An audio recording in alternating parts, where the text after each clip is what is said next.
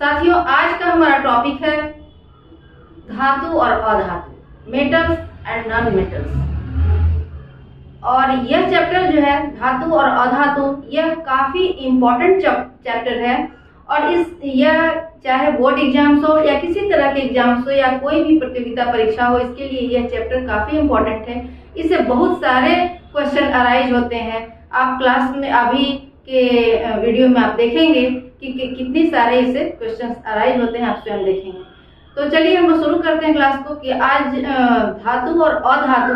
तो धातु और अधातु के बीच डिफरेंस क्या है, उनमें क्या अंतर है मुख्य रूप से, चलिए उसको देखते हैं। तो सबसे पहला है, मैंने यहाँ बोर्ड पे धातु और अधातु को अलग अलग लिख दिया और हम लोग तुलनात्मक अध्ययन करेंगे।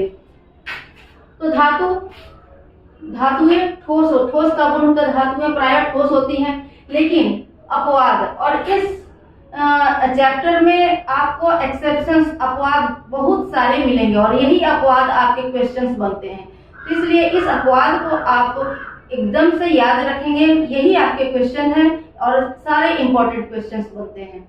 तो चलिए हम लोग देखते हैं। ठोस धातुएं जो है ठोस होती हैं, लेकिन इसमें अपवाद है कि पारा, मरकरी और गैलियम ये धातु होते हुए भी लिक्विड स्टेट में पाए जाते हैं, जबकि अधातुएं जो है ठोस, द्रव और गैस, सॉलिड, लिक्विड और गैस तीनों स्टेट में पाई जाती हैं। ठोस में आपको एग्जांपल्स हो गया कार्बन, फास्फोरस, गैस में ब्रोमीन, ये द्रव में ब्रोमीन लिक्विड स्टेट में पाया जाता है, जबकि क्लोरीन, ऑक्सीजन, नाइट्रोजन ये सब बहुत सारे जो अधातु हैं, नॉन मेटल्स हैं, ये गैसियस स्टेट में पाए जाते हैं, गैसीय अवस्था में पाए जाते हैं। दूसरा जो इसकी प्रॉपर्टी है धातु की चमक। धातुओं में प्रायः चमक होती है। धातुएं जो है उनका सरफेस जो है रिफ्लेक्टिंग सरफेस होता है, रिफ्लेक्शन होता है, जिसमें कि लेकिन अपवाद में पारा यानी मरकरी और लेड, शीशा, ये जो है इनकी डल अपीयरेंस होती है, ये इनमें चमक नहीं होती है। और अधातु प्रायः इनमें चमक नहीं होती है, ये चमकीले नहीं होते हैं, परंतु इसमें अपवाद में आपको आयोडीन, हीरा और ग्रेफाइट ये सब ऐसे अधातु हैं जिनमें चमक होती है। अगला इसका गुण है कठोरता। धातुएं प्रायः कठोर होते हैं, धातु कठोर होती हैं, लेकिन इसका जो अपवाद में है, धातुएं प्रायः कठोर होते हैं, लेकिन इनका अपवाद है पारा, गैलियम, सोडियम, पोटेशियम, लिथियम, ये सब जो है यह उतने कठोर नहीं होते हैं, ये सब सॉफ्ट सॉलिड कहलाते हैं, ये सॉफ्ट सॉलिड कहलाते हैं। और अधातु जो है ये मुलायम होते हैं। इसमें अपवाद में आपको हीरा होगा, जो कि सबसे कठोरतम सब्सटेंस है। जितने भी धातु अधातु पाए थे, सबसे कठोरतम सब्सटेंस होता है हीरा। उसके बाद धातु का द्रवनांक और क्वथनांक, मेल्टिंग और बॉइलिंग पॉइंट जो है वो हाई होता है, उच्च होता है। पर इसमें जो एक्सेप्शन है, अपवाद है पारा, मरकरी का जो मेल्टिंग और बॉइलिंग पॉइंट लो होता है। और अधातु जो है, अधातु के बॉइलिंग और पॉइंट और मेल्टिंग पॉइंट दोनों लो होते हैं, लेकिन सिलिकॉन, कार्बन, बोरॉन ये सब हाई बॉइलिंग पॉइंट और हाई मेल्टिंग पॉइंट वाले अधातु हैं। अगला पॉइंट है डेंसिटी या घनत्व। धातुओं का घनत्व जो है उच्च होता है, लेकिन इसमें एक्सेप्शन है। अपवाद क्या है, सोडियम और पोटेशियम, इनका घनत्व जो है वह निम्न होता है और ये सॉफ्ट मेटल कहलाते हैं और इतने सॉफ्ट होते हैं कि इनको हम चाकू से काट सकते हैं। ये प्रश्न पूछता है कि कौन सा ऐसा धातु है जिसको कि चाकू से काटा जा सकता है, तो सोडियम और पोटेशियम। उसके बाद घनत्व में अधातुओं का घनत्व जो है निम्न होते हैं, लेकिन इसका अपवाद है हीरा एक अधातु है, लेकिन इसका घनत्व उच्च होता है।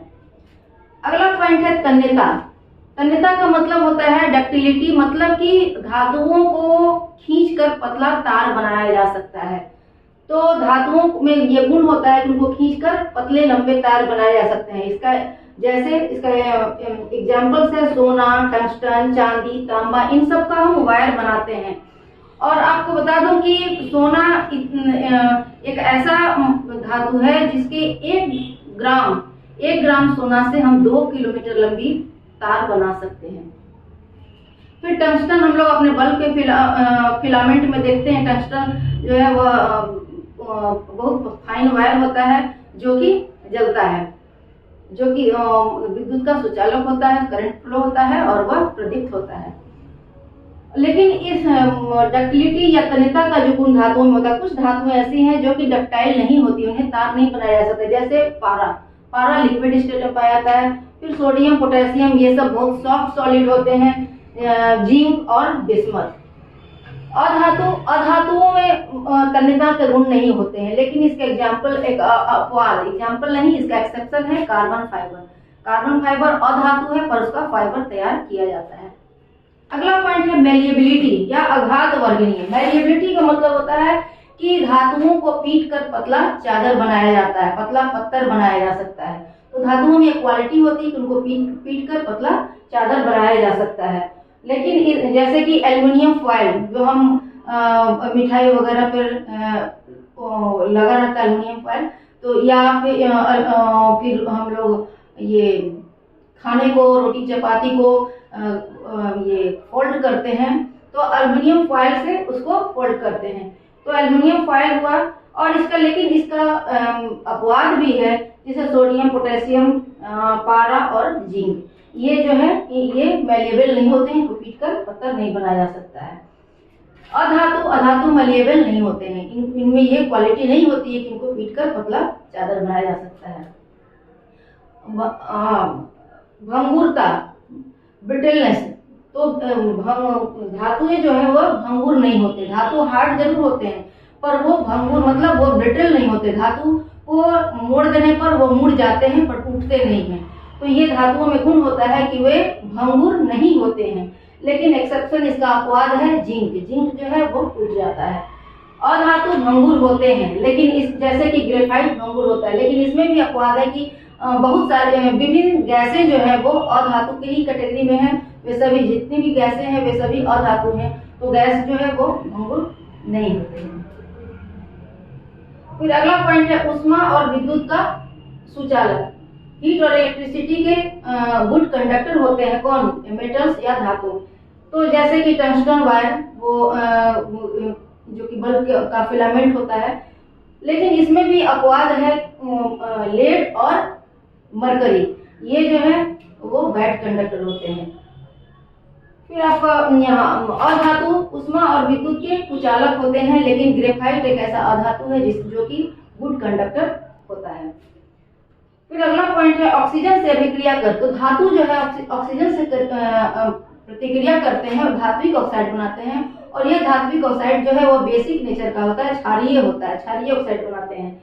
जैसे कि sodium oxide, magnesium oxide, calcium oxide, ये सब जो है वो क्षारीय ऑक्साइड है। लेकिन कुछ ऐसे धातु हैं जो कि एसिड बेसिक नहीं, एसिडिक ऑक्साइड बनाते हैं, मेटल एसिडिक ऑक्साइड बनाते हैं, अम्लीय ऑक्साइड बनाते हैं, जैसे क्रोमियम ऑक्साइड और मैग्नीज ऑक्साइड। ये सब आपको जितने भी मैं अपवाद बता रही हूँ, ये सारे आपके प्रश्न हैं, सारे क्वेश्चन हैं और इम्पोर्टेंट क्वेश्चन हैं। अब कुछ ऐसे धातु हैं जैसे अल्युमिनियम, लेड और जिंक। एल्युमिनियम, लेड और जिंक ऐसे धातु हैं जो कि बेसिक और एसिडिक दोनों तरह के ऑक्साइड बनाते हैं, इसलिए इनको उभयधर्मी या एम्फोटेरिक कहते हैं। ये एम्फोटेरिक नेचर के होते हैं, एम्फोटेरिक मेटल होते हैं, जो कि जिसको कि उभयधर्मी कहते हैं। एल्युमिनियम, लेड और जिंक जो एसिडिक और बेसिक दोनों तरह के ऑक्साइड बनाने की प्रॉपर्टी होती है।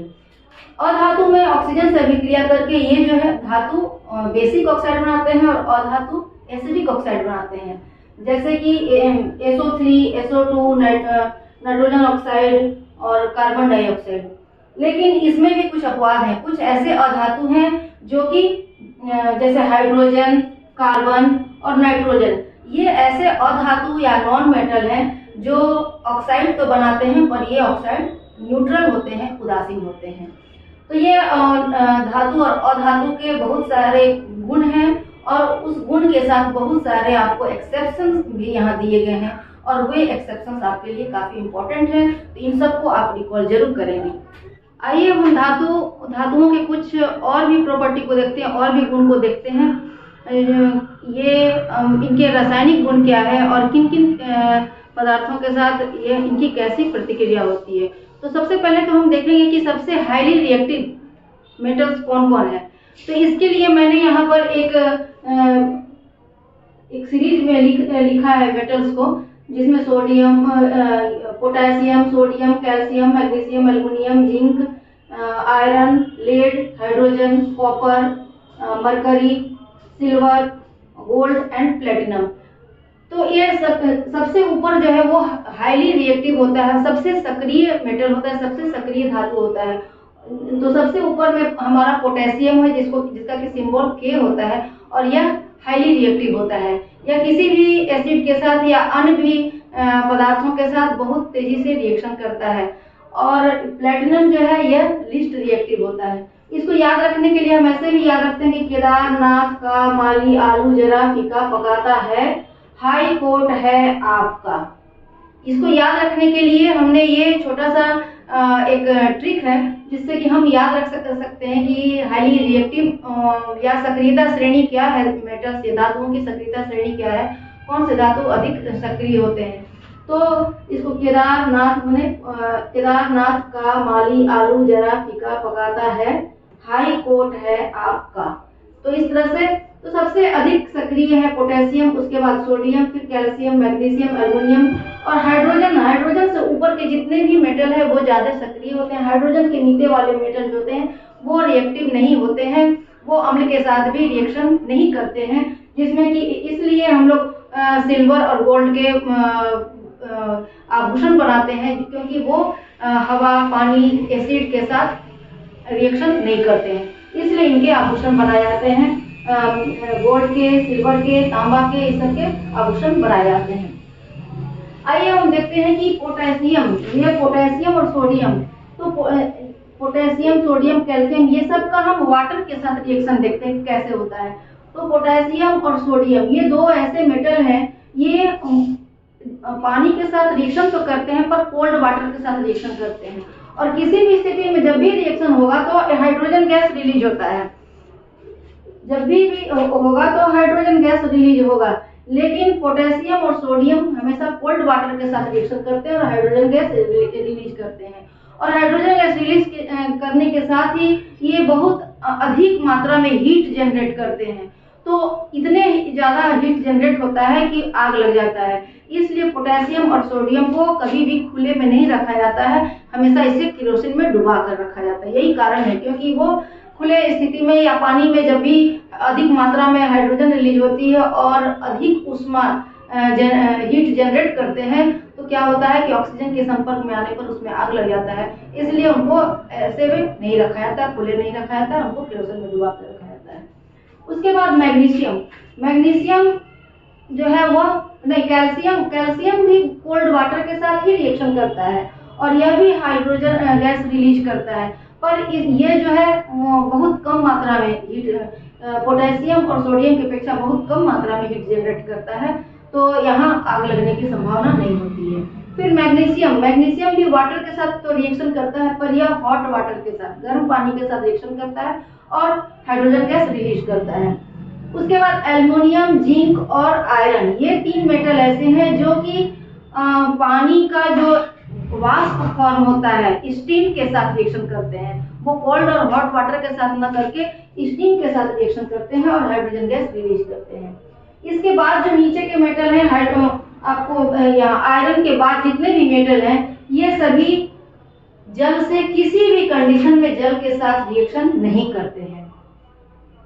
तो हम लोगों ने देखा कि कैल्शियम और पोटेशियम और सोडियम कोल्ड वाटर के साथ करता है और अधिक मात्रा में हीट जनरेट करता है। कैल्शियम भी करता है कोल्ड वाटर के साथ, पर कम मात्रा में हीट जनरेट करता है। और मैग्नीशियम हॉट वाटर के साथ करता है तो कम मात्रा में हीट जनरेट होता है। और एल्युमिनियम, जिंक और आयरन जो है वो स्टीम के साथ रिएक्शन करते हैं और हाइड्रोजन गैस रिलीज करते हैं। तो इन सभी कंडीशन में चाहे वाटर का जो भी फॉर्म हो, हाइड्रोजन गैस रिलीज होती है। लेकिन lead, hydrogen, copper, mercury, silver, gold और प्लेटिनम ये जल के साथ किसी भी कंडीशन में कोई अभिक्रिया नहीं करते हैं। तो ये जल के साथ प्रतिक्रिया हो गई। अब हम देखते हैं कुछ एसिड के साथ, मेटल जो है एसिड के साथ अभिक्रिया करते हैं तो क्या होता है। तो मेटल चाहे कोई भी एसिड हो, HCl हो या H2O, SO4 हो, उसके साथ अभिक्रिया करके मेटल साल्ट बनाते हैं, धात्विक लवण बनाते हैं और हाइड्रोजन गैस रिलीज होती है। हाइड्रोजन गैस निष्कासित होती है। जैसे जस्ता जो जिंक H2SO4 के साथ अभिक्रिया करता है और ZnSO4 और H बनाता है, हाइड्रोजन गैस रिलीज होता है। एल्युमिनियम HCl के साथ रिएक्शन करता है, AlCl3 बनाता है और हाइड्रोजन गैस रिलीज होता है। अच्छा, एक चीज और कि जितने भी आपको ये मेटल है, कॉपर जैसे एक एग्जाम्पल है, या हम कह सकते हैं यहाँ मेटल एसिड के साथ रिएक्शन करता है तो मेटल साल्ट बनाता है, और जब कोई मेटल किसी मेटल साल्ट के साथ रिएक्शन करता है तो क्या होता है। जैसे मान लीजिए कि यहाँ पर कॉपर, यहाँ मैं दिखाती हूँ, कॉपर और FeSO4 ये मेटल साल्ट हो गया के साथ रिएक्शन करेगा तो क्या होगा, यहाँ रिएक्शन नहीं होगा।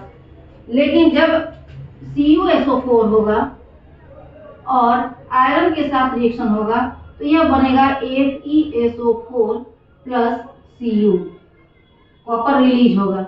ऐसा इसलिए होता है कि कोई भी सक्रियता श्रेणी में जो रिएक्टिव मेटल है वो अपने से कम रिएक्टिव मेटल के जो साल्ट है उससे उस मेटल को विस्थापित कर देता है और उसके साथ स्वयं अभिक्रिया कर लेता है, उसके जगह पर खुद चला जाता है और उस मेटल को विस्थापित कर देता है। तो यहाँ कॉपर है और आयरन मेटल का साल्ट है FeSO4, तो आयरन हम सक्रियता श्रेणी में देख रहे हैं कि आयरन ज्यादा रिएक्टिव है कॉपर से, तो यहाँ रिएक्शन नहीं होगा। लेकिन वही यहाँ CuSO4 और Fe है, यहाँ Fe ज्यादा सक्रिय मेटल है तो यह CuSO4 से कॉपर को विस्थापित कर करके FeSO4 बनाएगा और कॉपर जो है वह अलग हो जाएगा। और यह CuSO4 का कलर जो है यह ब्लू होता है, कॉपर सल्फेट का कलर ब्लू होता है, और जब आयरन सल्फेट बन जाता है तो ये इसका कलर जो है वह ग्रीन हो जाता है। ठीक है, चलिए अब यहाँ हम देख रहे हैं कि यहाँ तुम लोग देखे मेटल एसिड के साथ रिएक्शन करके मेटल साल्ट बनाता है, लेकिन सोडियम जो है, सोडियम एसिड के साथ रिएक्शन करता है तो हाईली एक्सोथर्मल बहुत अधिक मात्रा में जनरेट होता है, इसलिए सोडियम का एसिड के साथ रिएक्शन नहीं कराया जाता है। उसके बाद सिल्वर, गोल्ड और प्लेटिनम ये जो है एसिड के साथ रिएक्शन नहीं करते हैं। यही कारण है कि हम लोग आभूषण बनाते हैं सिल्वर, गोल्ड और प्लेटिनम का। लेकिन सिल्वर, गोल्ड और प्लेटिनम जो है वह एसिड के साथ नहीं रिएक्शन करते हैं, लेकिन एक्वा रेजिया या अम्लराज जिसे रॉयल एसिड कहते हैं उसके साथ इनकी अभिक्रिया होती है और उसमें वह उसके साथ प्रतिक्रिया करते हैं। यह एक्वा रेजिया क्या है या अम्लराज जिसे कहते हैं या रॉयल एसिड कहते हैं, यह HCl और HNO3 मतलब हाइड्रोक्लोरिक अम्ल और नाइट्रिक एसिड को 3:1 के अनुपात में मिलाया जाता है तो एक्वारेजिया तैयार होता है। और यह एक्वारेजिया बहुत अधिक हाईली कोरोसिव होता है, मतलब संक्षारक होता है। कहने का मतलब वह धातु का संक्षरण करता है, धातु को गला देता है। तो ये जो आपका सिल्वर, गोल्ड और प्लेटिनम है वो एसिड से प्राय अभिक्रिया नहीं करते हैं, लेकिन एक्वारेजिया के साथ वो अभिक्रिया करते हैं। और जब भी हम सोना चांदी के आभूषण को जब साफ करने के लिए दुकान देते हैं, सोनार के दुकान में देते हैं, तो वह एक्वारेजिया के द्वारा ही साफ करता है। तो उससे क्या होता है कि उसमें कुछ उस धातु की कुछ मात्रा जो है वह संक्षारित हो जाती है, जिस कारण से उसका वेट कम हो जाता है। साफ हो जाता है, चमक बढ़ जाती है, पर उसका वेट कम हो जाता है क्योंकि ये हाईली कोरोसिव है। तो यह सिल्वर, गोल्ड और प्लेटिनम के साथ प्रतिक्रिया करके उसका क्षरण भी करता है। तो इस तरह से हम लोगों ने धातु अधातु के अंदर सक्रियता श्रेणी के अंदर सक्रिय धातु और लिस्ट रिएक्टिव जो सबसे कम सक्रिय धातु है उनको देखा। फिर धातुओं की विभिन्न अवस्था में अभिक्रिया होती है तो क्या होता है, तो धातु प्रायः जल से, एसिड से अभिक्रिया करते हैं तो हाइड्रोजन गैस रिलीज होती है। सोडियम को एसिड के साथ अभिक्रिया नहीं कराया जाता है। और फिर सिल्वर, गोल्ड और प्लेटिनम जो है वो एसिड के साथ रिएक्शन नहीं करते हैं, वाटर के साथ भी रिएक्शन नहीं करते हैं, पर एक्वारेजिया के साथ रिएक्शन करते हैं। और एक्वारेजिया जो है हाइड्रोक्लोरिक और अम्ल और नाइट्रिक अम्ल को 3:1 के अनुपात में मिलाने से एक्वारेजिया तैयार होता है। तो आज के क्लास में हम लोगों ने देखा और इससे बहुत सारे क्वेश्चन अराइज होते हैं। आप इसको ध्यान से देखिएगा और इसको हर एक इसके जितने भी एक्सेप्शंस हमने बताए हैं उन सबको याद करिएगा। और एक भी पॉइंट इसमें ऐसा नहीं है जो इम्पोर्टेंट नहीं है, मैंने सारे इम्पोर्टेंट पॉइंट्स को ही यहाँ पर आपके लिए ले करके आई हूँ। तो इसको आप मुझे उम्मीद है और लगता है कि ये आप लोगों के लिए लाभकारी होगा, बेनिफिशियल होगा। तो देखते रहिए हमारे वीडियो को और अपने कमेंट साझा करते रहिए। Thank you.